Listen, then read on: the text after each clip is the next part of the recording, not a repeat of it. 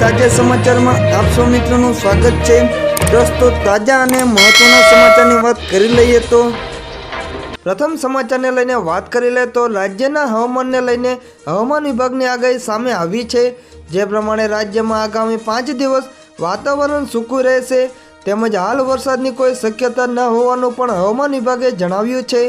24 કલાક બાદ લઘુત્તમ તાપમાન 1 ડિગ્રી વધવાની શક્યતા છે, જ્યારે નલિયામાં લઘુત્તમ તાપમાન 10 ડિગ્રી નોંધાયું છે। અમદાવાદમાં 16 ડિગ્રી અને ગાંધીનગરમાં 14 ડિગ્રી ઉપર તાપમાન નોંધાયું છે, ત્યારે ભેજના કારણે હાલ વિઝિબિલિટી ઓછી જોવા મળી રહી છે।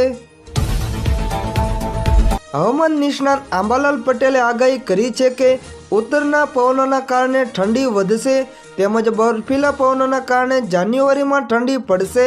વધુમાં કહ્યું કે ઉત્તર ભારતના પર્વતીય પ્રદેશોમાં ભારે હિમવર્ષા થશે અને ઉત્તર ભારતના રાજ્યોમાં કમોસમી વરસાદ થઈ શકે છે। તેમણે ઉમેર્યું હતું કે અરબ સાગરમાં બની રહેલી સિસ્ટમના કારણે કમોસમી વરસાદ વરસી શકે છે।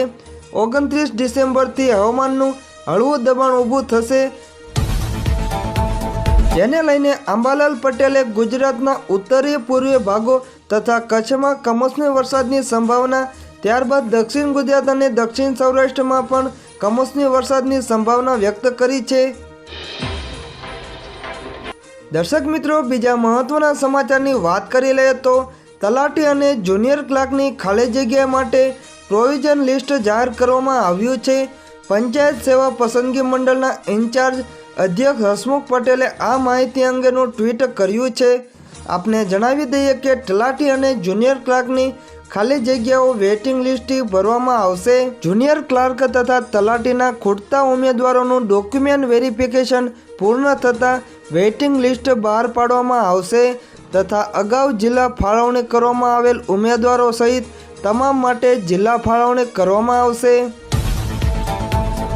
હસમુખ પટેલે ટ્વીટ કરેલી માહિતી જાણી લઈએ તો અધ્યક્ષ હસમુખ પટેલે એક ટ્વીટ દ્વારા જણાવવામાં આવ્યું કે તલાટી અને જુનિયર ક્લાર્કની ખાલી જગ્યાઓ વેઇટિંગ લિસ્ટથી ભરવા માટે ખૂટતા ઉમેદવારોના ડોક્યુમેન્ટ વેરિફિકેશન માટે 3rd additional provision merit list પ્રસિદ્ધ કરવામાં આવેલ છે।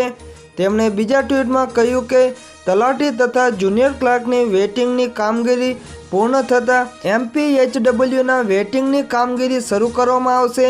ત્યારબાદ વધુ એક ટ્વીટમાં લખ્યું કે જુનિયર ક્લાર્ક તથા તલાટીના ખૂટતા ઉમેદવારોનું ડોક્યુમેન્ટ વેરિફિકેશન પૂર્ણ થતાં વેઇટિંગ લિસ્ટ બહાર પાડવામાં આવશે તથા અગાઉ જિલ્લા ફાળવણી કરવામાં આવેલ ઉમેદવારો સહિત તમામ માટે જિલ્લા ફાળવણી કરવામાં આવશે।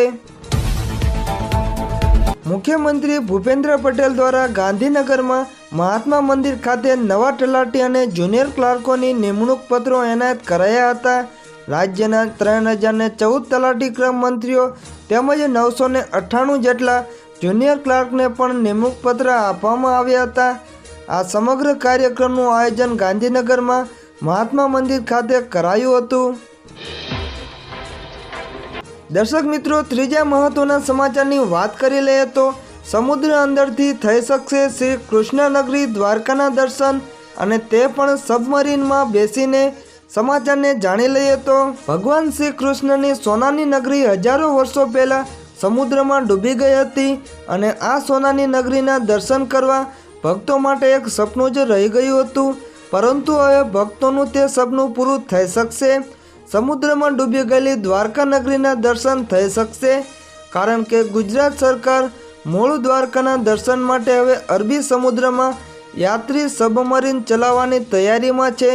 ગુજરાત સરકારે આ માટે ભારત સરકારની કંપની મઝગાંવ ડોક શિપયાર્ડ સાથે MOU પણ કરી લીધા છે અને આગામી જાન્યુઆરી મહિનામાં યોજાનારી વાઇબ્રન્ટ સમિતિમાં આની સત્તાવાર જાહેરાત કરવામાં આવશે।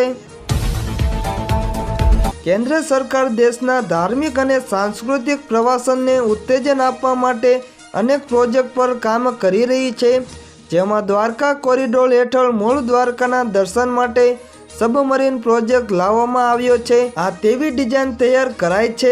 આ ઉપરાંત પ્રોફેશનલ ક્રૂ મેમ્બરો રહેશે, જેમાં પાણીની અંદર સ્થિરતા અને સુરક્ષાની ખાતરી કરશે। આ સિવાય જો સુવિધાની વાત કરીએ તો સબમરીનમાં એર કન્ડિશનર, મેડિકલ કિટ જેવી સુવિધા પણ હશે। કુદરતી રોશનીની સુવિધા હશે આ કારણે યાત્રીઓને પાણીની નીચેના વાતાવરણને પૂર્ણ સ્વરૂપે સાથે જોવાની તક મળે. દર્શક મિત્રો, બીજા મહત્વના સમાચારની વાત કરી લઈએ તો અયોધ્યા જંકશન અયોધ્યા ધામથી ઓળખાશે. રેલવે સ્ટેશનના ઉદ્ઘાટન પહેલા નગરજનોને મોટી ગિફ્ટ. સમાચારને જાણી લઈએ તો અયોધ્યા રામ મંદિરના ઉદ્ઘાટન પહેલા અયોધ્યા રેલવે સ્ટેશનનું નામ બદલી દેવામાં આવ્યું છે. રેલવે સ્ટેશન હવે અયોધ્યા ધામના નામે ઓળખશે.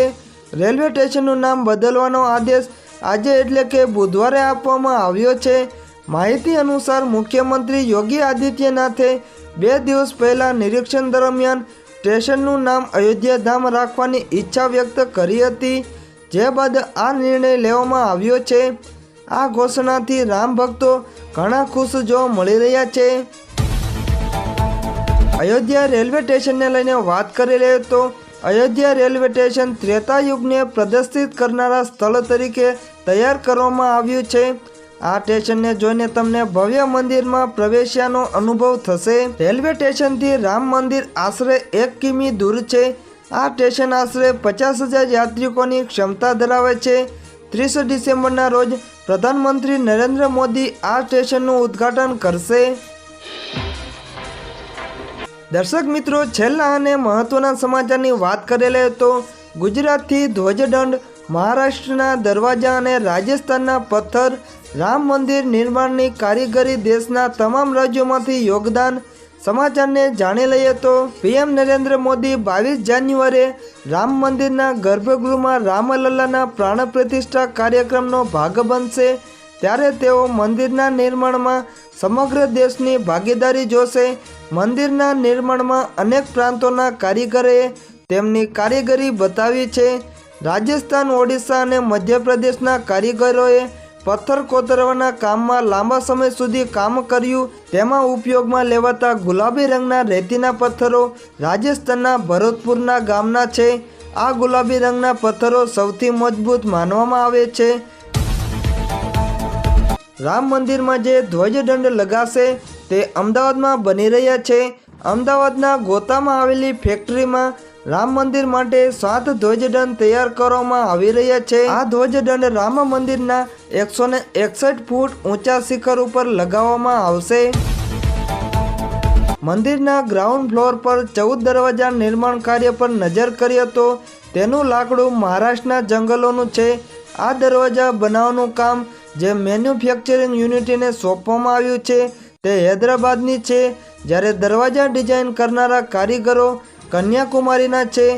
એક જ કાર્યમાં 3 પ્રાંતની ભાગીદારી છે. જ્યારે મંદિરનું ફ્લોર મકરાણા પથ્થરોથી બનેલ છે અને તેમાં વપરાયેલ ગ્રેનાઇટ તેલંગાણા અને કર્ણાટકના છે.